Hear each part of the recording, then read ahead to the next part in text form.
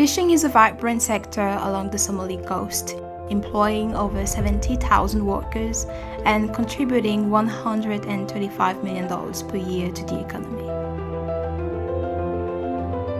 The continued growth and development of the Somali fishing sector is crucial to ensuring long-term food and economic security and building resiliency to conflict and natural disaster.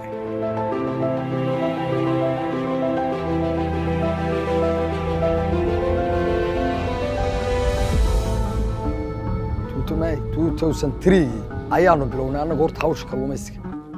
Maalintii ugu horeysay waxaan nalaga iibsaday 2 kiilo 3 kiilo ku xigay 4 maalmood markii aan joognay 15 kiilo laga qaaday dabeedna farxad waanu dilacnayba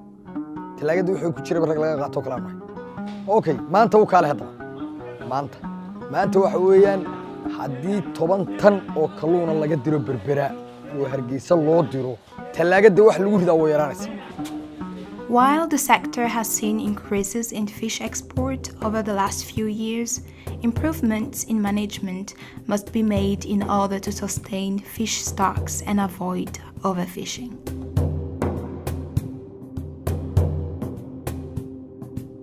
Even as the industry provides economic opportunities, Somali fishers are strained by their outdated equipment and foreign competition. waayo badda waxa lagaga shaqeeyaa qalab casri ah ayay imika maraysa qalabkaan anagu ma hayno wali oo namu soo gaarin waxa jirta adduunyadu imika inay marayso in kalluunka halka uu marayo la arko oo dabeedna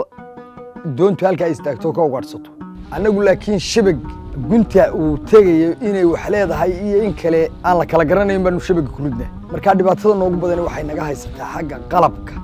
kalluumeysiga oo kaayagu yahay kii 100 sano ka hor adduunyadu kaga shaqaysan jirtay laakiin carqaladda ugu weyn ee dhibaatada ay had iyo jeer aan ku baqnaa waxa weeyaan badda waxa lagu soo daayaa maraakiib jiriif ah oo dalalka shisheeye ay leeyihiin kuwaasoo sharci darro ku soo gala waddanka habeenkiina shaqaysta haddii uu ku jiro in cidis wax weydiinaysa ma jirto oo baal tuugaba oo aan cidiba ogeyn mooyaan meel laba ka diiwaan gashay.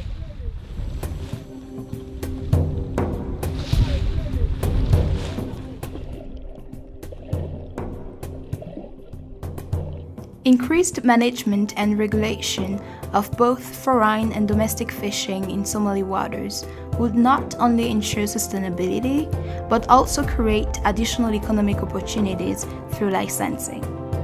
Despite their challenges, Somali fishers continue to persevere. Local demand for fish is growing, and there are many opportunities to invest in the value chains that support the Somali fishing sector. With continued support through investment and improved management, the Somali fishing sector has the potential to boost the Somali economy, ensuring long-term growth and stability in the region.